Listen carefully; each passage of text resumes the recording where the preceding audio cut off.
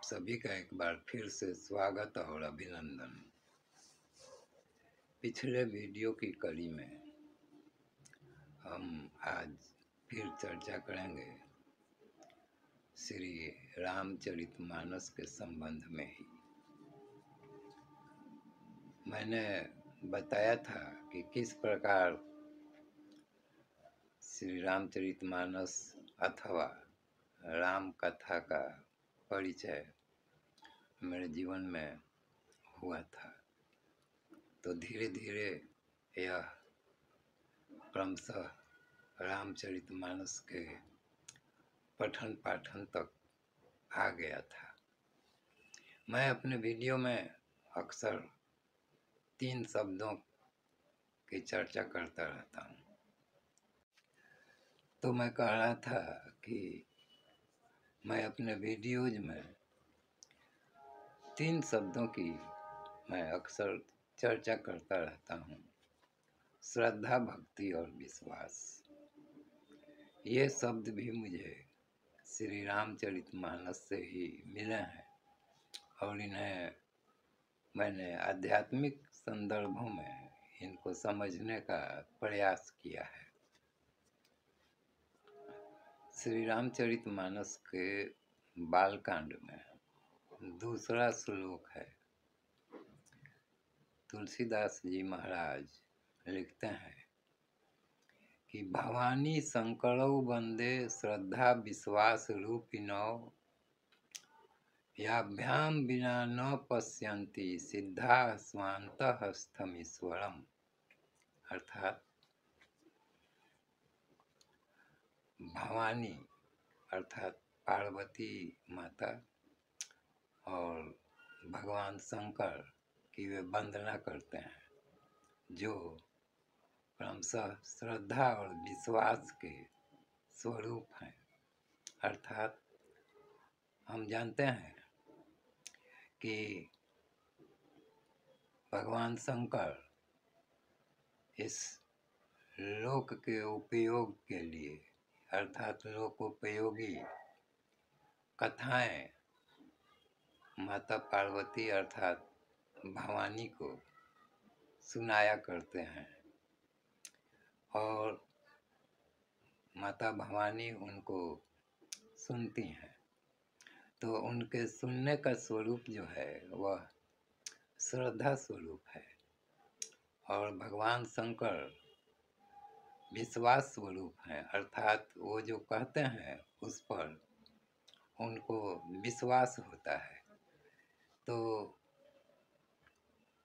गोस्वामी तुलसीदास जी महाराज भवानी और शंकर की वंदना इस प्रकार से करते हुए आगे कहते हैं कि याभ्याम बिना न पश्यन्ति सिद्धा स्वान्तःस्थमीश्वरम्।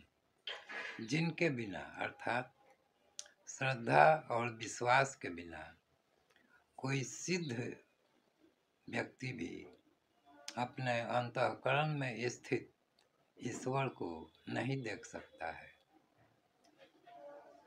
तो सज्जनों, श्रद्धा और विश्वास का कितना बड़ा महत्व गोस्वामी तुलसीदास जी महाराज ने श्री रामचरितमानस के प्रारंभ में ही बालकांड के दूसरे श्लोक में इसे बता दिया है। और एक और शब्द है जो मैं बीच में प्रयोग करता हूँ, वह है भक्ति। भक्ति भी मैंने श्री रामचरितमानस से ही समझा है, गोस्वामी तुलसीदास जी महाराज से ही समझा है कि भक्ति क्या चीज़ होती है। उनकी श्री राम भक्ति राम भक्तों में आज के युग में सर्वोपरि है। उन्होंने जो रचना प्रस्तुत किए वे आज विश्व भर में सनातन विश्वासियों की धरोहर है और जितना प्रचार प्रसार अध्यात्म का श्री तुलसीदास जी महाराज के साहित्य ने किया है उतना अन्य महत्वपूर्ण ग्रंथों से भी नहीं हो पाया है, ऐसा मेरा मानना है। वैसे इनके पहले से सनातन धर्म के अनेकों वाङ्मय उपलब्ध हैं, लेकिन मैं उन सब की चर्चा नहीं कर रहा हूँ, क्योंकि वे सब बृहद ग्रंथ हैं और उनकी चर्चा करना यहाँ समीचीन नहीं होगा। गोस्वामी तुलसीदास जी महाराज ने श्री रामचरितमानस के अतिरिक्त अन्य बहुत से पुस्तकों की रचना किए हैं, जिसमें एक छोटी सी पुस्तक हनुमान चालीसा तो विश्व भर में छोटे बड़े सभी आसानी से उसको याद कर लेते हैं और गाते हैं, गुनगुनाते हैं, जपते हैं। और हनुमान चालीसा के दोहे प्रायः प्रत्येक सनातनी को कम से कम 2-4 दोहे तो वह जानता समझता ही है। तो इस प्रकार सज्जनों, श्री रामचरितमानस के संदर्भ में मैंने अपने प्रारंभिक परिचय से प्रारंभ करके श्रद्धा, भक्ति और विश्वास के स्वरूप को समझने तक उसी संदर्भ में इन 2 वीडियोज में कहने समझाने का प्रयास किया है। मैं आशा करता हूँ कि मेरे दर्शक श्रोता इन आध्यात्मिक बातों को और आंतरिक धारणाओं को, भावनाओं को